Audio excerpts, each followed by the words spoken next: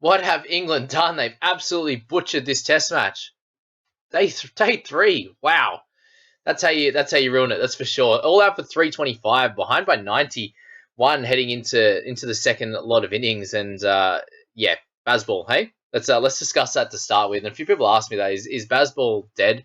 How you want to look at this, right? They're coming up against the best nation in the world in Australia right now. So the way you play against some countries, and obviously they did win some good test matches, and they were really close as well. Just remember that those test matches against New Zealand were super competitive there, and there was a couple of interesting ways that they went about it. There was a test match that you thought that there was no chance of them winning, or no chance of there being a result in general, and the way that they came out and batted and had an aggressive declaration, and then end up getting New Zealand out late in on day five. It's great theatre, and it's exactly what you obviously want. But the reason why this has become such a big thing is because they'd won 11 out of 13, coming out of a really, really poor time for English cricket.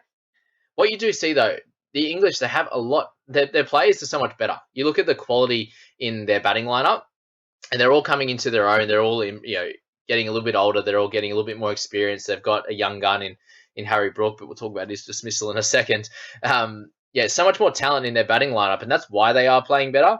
Obviously, the Stokes with his captaincy is great as well, but you can't just continue to play a certain way and expect it to work every single time.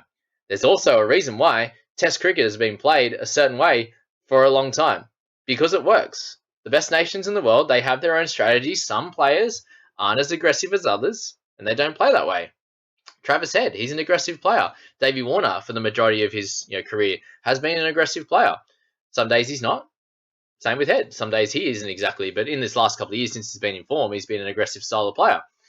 You can see, Joe Root, I think it actually has really opened up his game a little bit more. He was in a little bit of a rut, and that positive style of play has worked out really well for him.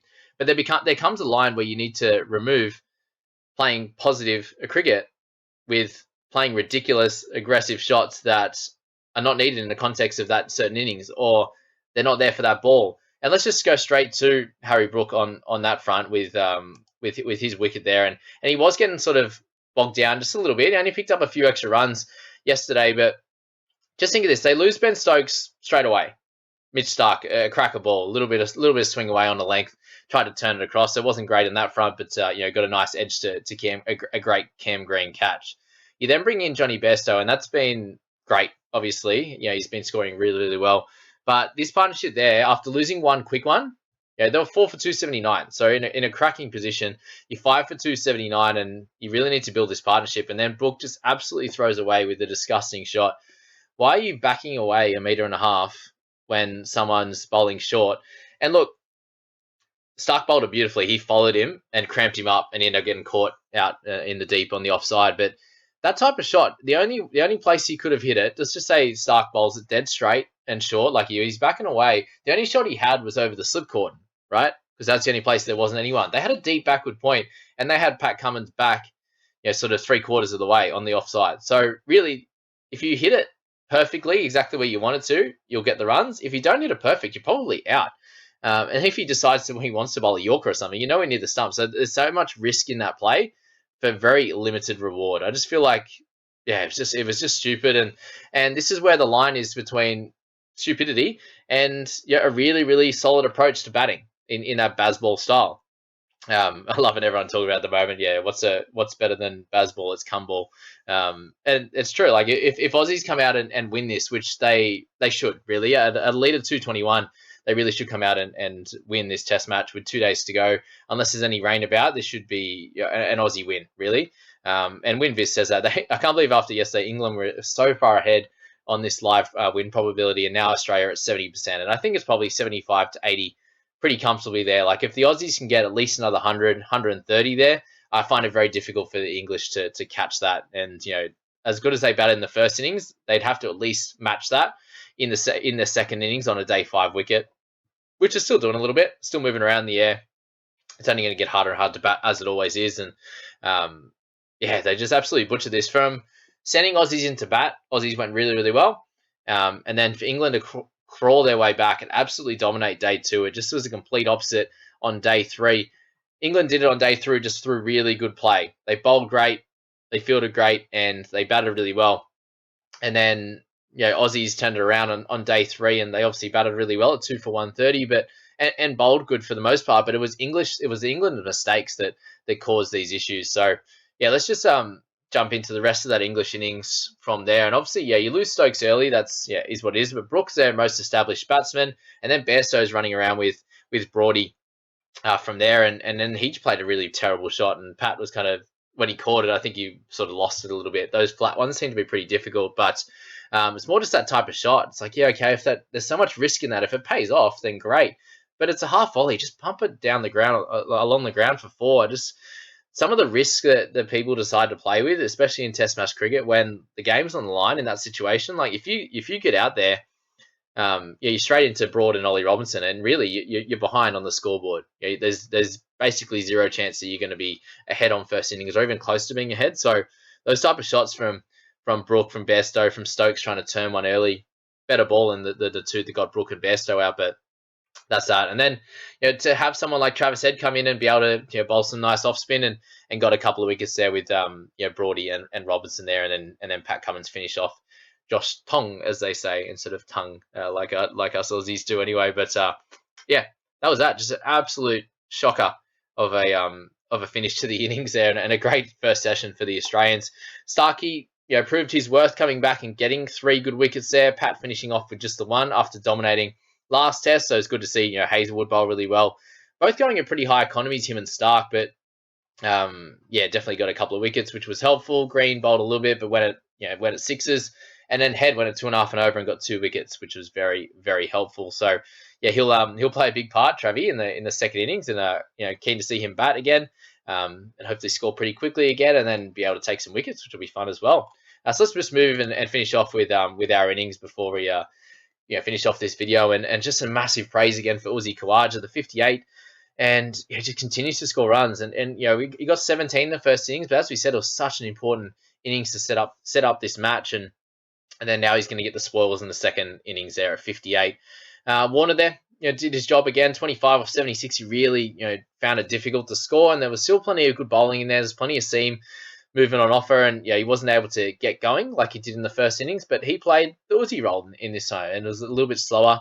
25 off 76, did get another nice good ball off Josh Tongue. When he gets it right around the wicket, he seems to swing it back nice and late.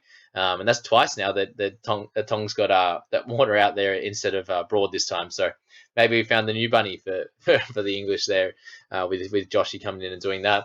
And then Marnus, who does just seem to be out of touch a little bit. He seems to be playing this test match, seems to be playing the one coming onto about middle and leg through the mid wicket region very, very comfortably. But other than that, not a lot of exciting work on the offside. And that's something I do think he needs to work on at this point. But thankfully, 47 and a 30, not the worst, compared to last test. And definitely help the Aussies. But he looks like he's in a little bit of strife outside off, and he's just playing with. It just seems like his head's a little bit away from it for the most part. He seems to be chasing a lot more with his hands. Even that cut shot there wasn't probably exactly there, but for the most part, if he's in form, he gets over it a little bit more. He gets a little bit closer, his head a little bit closer to the ball, and knocks out for 4 rather than hitting, leaning back just a tiny bit or staying upright and just going with the hands rather than going with the body and the hands at the same time to be able to hit that on the ground and being a little bit more control. And it did look like it was just a little bit of luck. It was like, okay, I'm just going to go for it, and hopefully I get a top edge or I cream it, but he just got a little bit of a thicker edge and then just straight to point. So yeah, something that he needs to work on a little bit is just his movement on the offside, getting closer to the ball, but he'll get there for sure. And Uzi just, his patience at the moment has been incredible. And then Steve Smith to come out and knock it out, basically 6 off 24 was exactly what the Aussies needed. 221's the lead at stumps of day 3. 2 days to go. You'd expect the Aussies and hopefully at a minimum get to about a 350 plus lead.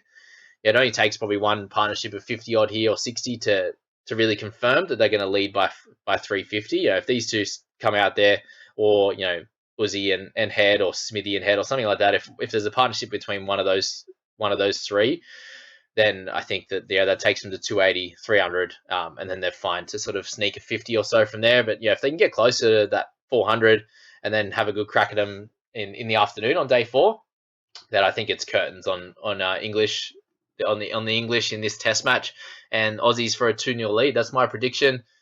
Yeah, hopefully around the 400 mark is what I'm thinking, and go from there. And yeah, we spoke about yesterday. England were in the box seat, and they had to come out and start well, and they really didn't. And kudos to Aussies for showing that there's a different way of playing that is more superior at this point, basically. And there's not much more you can say other than they're playing better. They got a better team at the moment. They're playing with more poise. They're not making terrible decisions. Sometimes they do, like Cam Green's one. It's just third ball. It's like, okay, maybe not play that shot. Working during innings, you haven't seen the pace of the pitch, the skiddiness and all that kind of stuff. But some of these guys, when they're on 30, 40, 50, you need to go on and get big runs, which is something that Aussie's done, something that Smithy's done. And the English haven't been able to do it. Ducker got the 98 in this one. Unfortunate the way he got out. But, they need a second guy to be able to do that. And that was Harry's turn. He continues to get out between 30 and 50 in this Test series. And then that's going to come back to bite them, I think. Great player. So much talent. But that's something that over time he will need to hone into his game to be a little bit more consistent and better going forward. I hope you enjoyed day 4, guys. That was fun last night.